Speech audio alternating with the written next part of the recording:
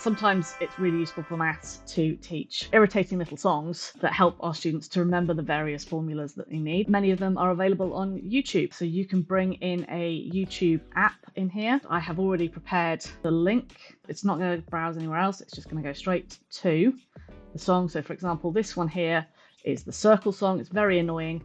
It's ready to go, and I could just play it, and it plays, and it's playing for me through my headphones, but it's also, Michael is already bobbing his head away. It's playing out on Michael's side as well. And if I wanted to pause it for a minute to demonstrate something, I could pause it now and talk about the pi r squared. So it's the radius that we're squaring on this one, and then I can let it go again, and then so you can bring in YouTube videos at any point for teaching little songs or demonstrations of things. It's all live in there, and as Michael is doing, he's writing underneath. I could write something to the side if I wanted. You can also use it if you just need a little bit of a mental break for your students. If you've got a student that has low focus, then you can do that. You can also, as Michael is doing right now, draw on top of the video. But Michael is fiddling. So what I am going to go and do is I'm going to go up and lock the space up here. And I can either lock the space, which locks all of the boards, or if it's just this particular board that I want to lock, I can press lock this board, and Michael will not be able to write anymore on it. He could also wander off and disappear and be doodling somewhere that I can't see him. Somewhere, he's all the way over there. But if I want to bring in my students, that could be a group class or just an individual from wandering around, I can go up here to the crown button, and it will bring everybody into my view where they are. So he can still move within the board, but he can't move the board. The board is stuck where it is. He can only go where I am going to take him, going up to what we previously did. Michael is coming with me because I am on that leader mode. So going a bit broader into geometry, there's a lot of angle work as you head up the curriculum. You can scroll down in here, and there is a section explicitly for numeracy and maths tools, as well as broader just general learning tools in here. But I could also search at the top, and I could bring up Desmos. Desmos is well used within the classroom. If I wanted to do some work on the angles sum of a polygon, I can drop in some points. On here, I can draw lines that connect my points. So line segment is going to connect this one to this one. I could ask Michael to go and draw a circle. So he can go in and find the circle option, and he can drop one in, and he can drop the center, and then it will draw a circle of various sizes. I could create a parallel line to a line that I've already drawn in here.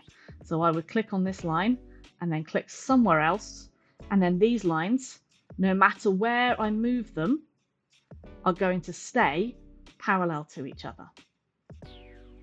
There we go. I could even put an intersecting line through them. Okay, so let's make another line. We're going to go through here and through here.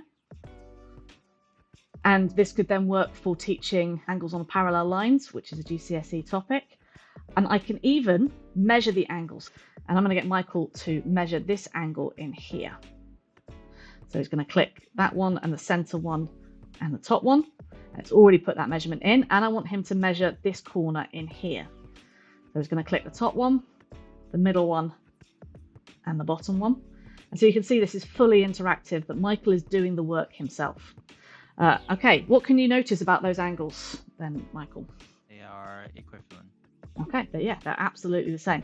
What happens if you move any of those lines? So if you click on the select button and we move this line,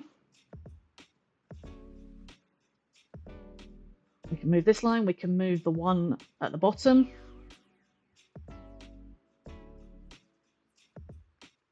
I could even get Michael to move the one in the middle as he's doing now. What do you notice about the angles as you move those lines? They always stay equivalent. They always stay the same. They're always equivalent. They're always equal as we're moving them round. So this would be an alternate angle. So if we have a set of parallel lines and a line that intersects them, an intersecting line, sometimes you might see this also called a transversal line because it's transversing the two parallel lines. If you have that situation, I'm just going to draw on. We've created them, but so we can see them. these are our parallel lines and a line that goes across it, then the angles on the alternate sides, on the alternate corners, are going to be equal. So I could then write that statement here, that alternate angles are equal. If I wanted, I could then very quickly draw in a set of parallel lines here, a general form, just so that the student can remember, but that would tell you that this angle is the same as this angle. And you can do that for any angle facts. We have a circle here. If I was working on a circle theorem for the higher tier, so I am going to draw a big circle. Okay, and I'm going to drop some extra points on. So Michael, can you drop me 2 additional points on the circumference, please? Okay, and I'm also going to ask you to do a line segment. So click on the line, please. And what I'd like you to do is to join up 2 of the points on the circumference with the center. We just want a chunk of the line for our diagram. So join it with the center, please, and to use 1 other of the points on the circumference and join it with the center. Okay, now I would like you to join those 2 points on the circumference with the point on the circumference we haven't touched yet. So connect that one to that one, fantastic. And similarly, that one to that one. Okay, we're going to measure some angles again. So let's go back to the angle measurement. Okay, and I would like us to measure the angle at what we call the angle at the circumference. So this angle here. So we're going to click on our 3 points on the circumference in order, 1, 2, and 3. And we want the point at the center. So we're going to go for the 2 points on the circumference and the center.